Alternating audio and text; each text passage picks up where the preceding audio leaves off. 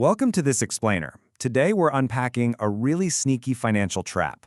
It's one that keeps even high earners feeling completely stuck. You know, if your career is moving forward, but your net worth is just standing perfectly still, well, you are in exactly the right place. Picture this. You finally get that promotion. You get a well-deserved pay bump, and you think to yourself, finally, I am getting ahead.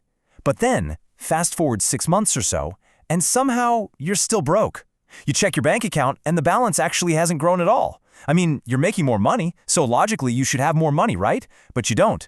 So why does this happen? Part 1. The diagnosis, naming the invisible enemy. The culprit here is what we call lifestyle creep. Basically, this happens when your spending increases at the exact same pace your income increases. And the real danger is literally right there in the name. It creeps up on you. It doesn't happen all at once. It is completely automatic and honestly, almost invisible. It's not like you deliberately decide to just throw your new money away. Instead, it just sort of slowly leaks out into your everyday life as you start bringing in those bigger paychecks. So here is exactly how that leak happens. You make a bit more money, so naturally, you start eating out a little more often.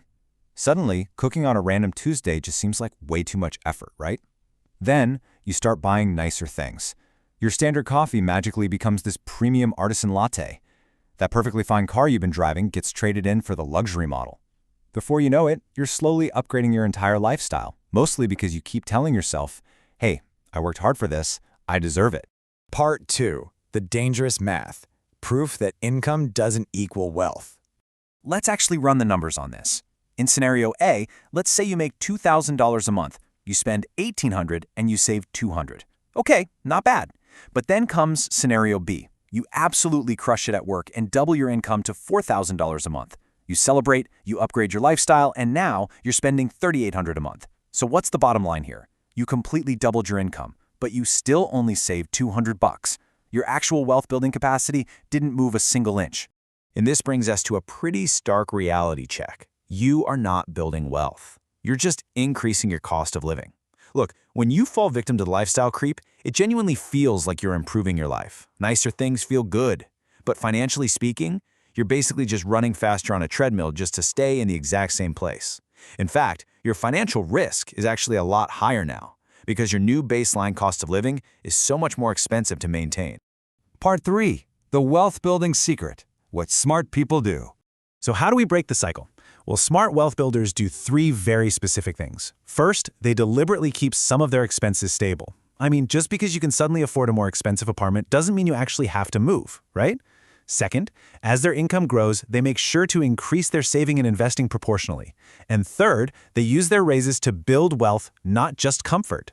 Think of it like this. When you get a raise, it creates this golden gap between your old lifestyle cost and your new income. Capturing that gap and investing it, that is how you build massive wealth. If you just spend it, well, you just get lifestyle creep. Ultimately, making more money doesn't make you rich. Keeping more of it does. A high salary is really just a tool. It's the money you actually retain that buys your freedom, your peace of mind, and your future. Honestly, retention is the absolute true key to financial independence. So, let me leave you with this question. How are you going to allocate your next raise? Are you going to let it automatically slip away into those stealthy little lifestyle upgrades? Or will you actively capture that gap to pay your future self first?